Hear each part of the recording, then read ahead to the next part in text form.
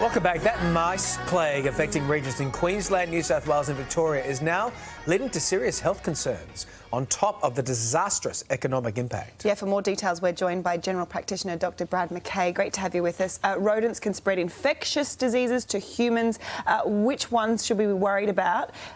Yeah, well, we normally get worried about rat bite fever, so we get worried about mice biting us, but you can also get infections from just being around mice, so particularly from the urine or faeces. So you've got to be really careful handling mice. The main infections that we get worried about at the moment are things like leptospirosis. That's the most common one that we're sort of like seeing at the moment. There's also viruses, so lymphocytic choriomeningitis virus, always fun, and also like even simple things like salmonella, campylobacter, things that we normally see as food poisoning can be spread from. But this lepto one, you too. said manifests like a flu, so you just think you've got the flu, but you can actually die. Yeah, so a lot of people, like we're seeing escalating cases. So, for example, in New South Wales, we had about 6 cases about a year ago, and now we're only in June and we're seeing about 42 cases so far. So it's quite an escalation. So some people may just be feeling flu-y, so feeling like muscle aches and pains, tiredness, having a bit of a fever, bloodshot eyes. But if you've been around mice or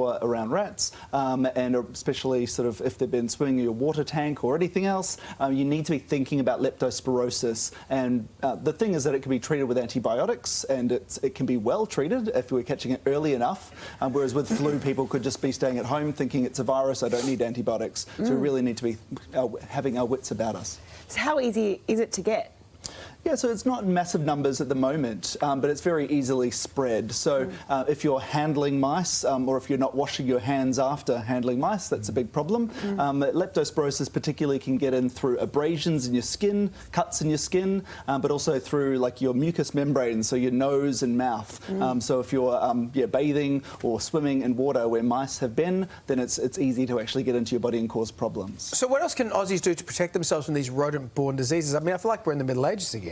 Yeah, it's horrible seeing the photos and seeing our fellow Australians suffering in New South Wales and Queensland. They're sort of surrounded by it. We often will say, oh yes, let's plug up holes around your house and make sure the mice aren't getting in, seal your food in sealed containers, make sure that you don't have rat baits near your food. But it's just overwhelming at this point of time. So people really need to be vigilant, wearing gloves, wearing protective equipment when they're getting rid of mice, dead or alive. You've got to be careful around them, but also checking your water tanks regularly to make sure that they haven't been contaminated with mice, looking for mice droppings, those lovely signs as well. But yeah, it's horrendous, and there's no sign of it stopping anytime soon, unfortunately. And just feel for everyone going through it. But it's not just the physical effects that are a concern, also people's mental health. It's taking a toll on that. Yeah, like my skin just crawls thinking about it, but I'm not on the front line. So this is a major problem. People are feeling really helpless. So what's your advice to them? Well, certainly, like, I'm very biased because I'm a general practitioner, but certainly talk to your general practitioner. There are availabilities with Lifeline as well, but make sure that you are keeping on top of your mental health too. So get in early, make sure that you're getting the support that you need,